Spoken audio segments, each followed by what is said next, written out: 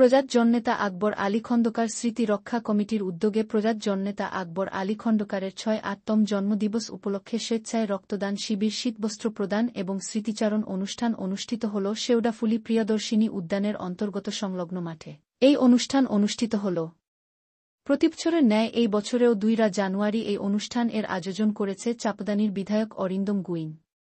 আজ এই অনুষ্ঠান মঞ্চে এক ঝাঁক তৃণমূল কংগ্রেসের বহু বিশিষ্ট ব্যক্তিবর্গরা উপস্থিত ছিলেন। পাশাপাশি প্রজাত জননেতা আকবর আলী খন্দকারের দীর্ঘদিনের সাথীরাও আজ এই অনুষ্ঠানে উপস্থিত হয়েছিলেন। আজ এই অনুষ্ঠানে উপস্থিত ছিলেন শ্রীরামপুরের বিধায়ক ড সুদীপ্ত রায়, উপস্থিত ছিলেন চুঁচুড়া পৌরসভার পুরপ্রধান অমিত রায়, চন্দননগরের মেয়র রাম চক্রবর্তী, প্রজাত জননেতা আকবর আলী খন্দকারের সহধর্মিণী সাথী খন্দকার, পিন্টু মাহাতো থেকে শুরু করে বহু বিশিষ্ট ব্যক্তিরা আজ এই রক্তদান শিবিরে এসে হাজির হন। প্রায় ১৫০-র বেশি রক্তদাতা আজ এই রক্তদান অনুষ্ঠানে রক্ত প্রদান করলেন বলে জানালেন প্রজাত জননেতা আকবর আলী খন্দকার স্মৃতির রক্ষা কমিটির সভাপতি অরিন্দম গুইন।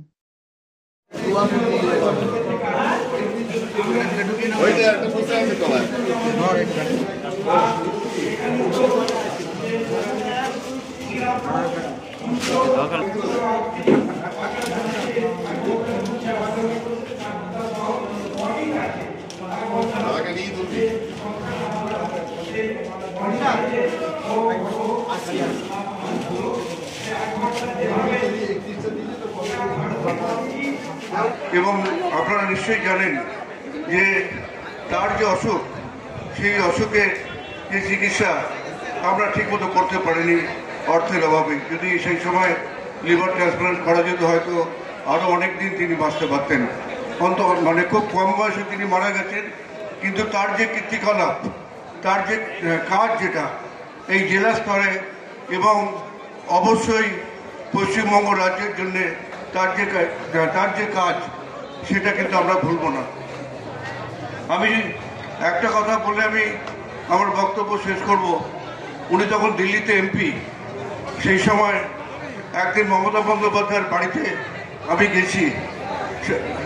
তা মমতা বন্দ্যোপাধ্যায় দিদি আমাকে বললেন যে আপনি চা খাবেন। আলী খন্দকার মানে তৃণমূল কংগ্রেস।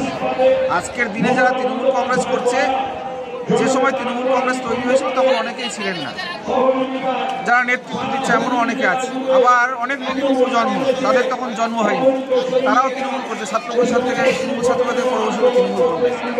তো তৃণমূল কংগ্রেস করতে হলে আকবর আলী খন্দকারকে জানতে হবে। আকবর আলী খন্দকারকে না জানলে পরে তার জীবনটা বিধা, তার তৃণমূল কংগ্রেস করাটাই বিধা।